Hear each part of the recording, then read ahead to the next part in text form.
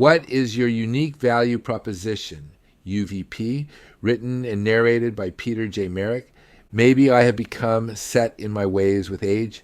I have experienced a lot through trial and error over the past quarter century to arrive at the opinion that a trusted advisor who is conscious and stays true to his or her core values and mission is a very attractive professional indeed.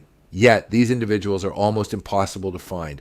By knowing thyself through the acceptance of oneself, I have witnessed the right business relationships, clients, and opportunities show up in one's life at the right times. The question some might ask is, how do you get people to share your core values? The quick answer is, you can't. It is impossible. Just find people who are predisposed to share your values and purpose, attract and retain those people, and let those who do not share your values go elsewhere. Individuals who are self-actualizing the world over are aware of the unique value they bring to their environment. Each one of us has a unique value proposition to offer to those who have the ability to recognize and appreciate this value. In rare occasions, there are people who can immediately recognize a unique value proposition and act upon it, while others may not recognize it at first, but through time and experience will eventually come to recognize a unique value proposition and then act upon it. Yet others will never see the value in another, no matter how much time passes or how much may be done to prove that value. When I sometimes become discouraged and I believe that the world is falling apart around me and perhaps I will not meet my goals, I remind myself of the story of Nehemiah. Just the name Nehemiah is enough to give me the strength to stay the course to achieve my life goals, whatever the obstacles that are placed in front of me. Nehemiah helps me to remember that the important things in life are not easy but are worth achieving. Nehemiah is a character found in the Old Testament of the Bible. His story to me is the most inspirational in the entire Bible. Nehemiah's story begins in Persia around 446 BC. Here, Nehemiah is a young man who is the king's royal cupbearer at the palace, a very important position. One day at the palace, Nehemiah met up with some travelers from Jerusalem and hears about the disrepair that had fallen upon Jerusalem, the city of his forefathers. His heart filled with sadness. For many days after this, he couldn't eat or sleep, as he couldn't stop thinking about Jerusalem. The king watched Nehemiah as this was occurring, and one day the king approached Nehemiah and asked, "Nehemiah, why are you so sad these last few days?" Nehemiah explained to the king that he had learned that Jerusalem had fallen on tough times, and he desired to do something to help it rise from its ashes. The king honors Nehemiah for his loyal service by giving Nehemiah permission to go to Jerusalem to become the governor of Judea.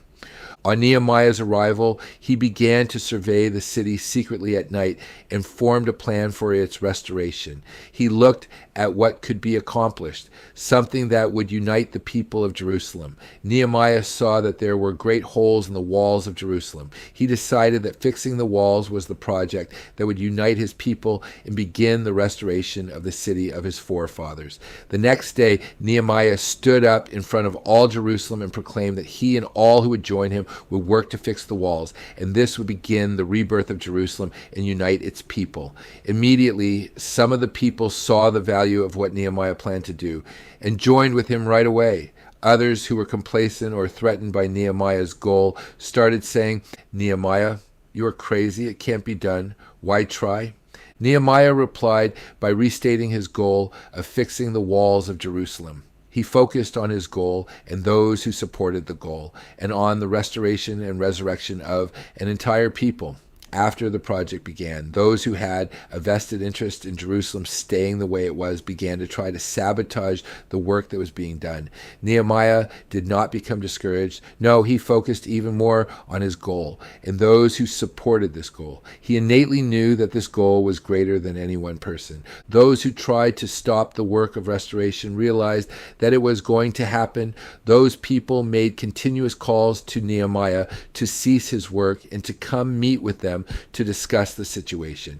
Nehemiah did not allow those who had tried to co-opt the project of fixing the walls. He stayed focused on the goal and those who supported the goal. Nehemiah and those who had supported him, at great personal risk and with skill and energy, completed fixing the walls within 6 months after he had first stood up and stated his goal. What we can all learn from Nehemiah is that it is important to set goals that are greater than ourselves, that are accomplishable either in our lifetime or in future generations. There will always be people who support us in achieving our goals, and there will always be others who are threatened and fearful of us achieving our goals. Those threatened by us achieving our goals at first may try to discourage us and then may attack us. After they come to terms with the fact that we cannot be put off our chosen path, they may try to pretend that they are beginning to accept our goals in an effort to distract us. What is very important for us to always remember is never to get distracted from what we know in our hearts to be right for us, and to stay committed to our goals, values, and ideas, to remain focused, and to appreciate those who give us our support while we are journeying towards our goals and destinations. Here I am reminded of Plato's famous allegory of the cave to illustrate this point further.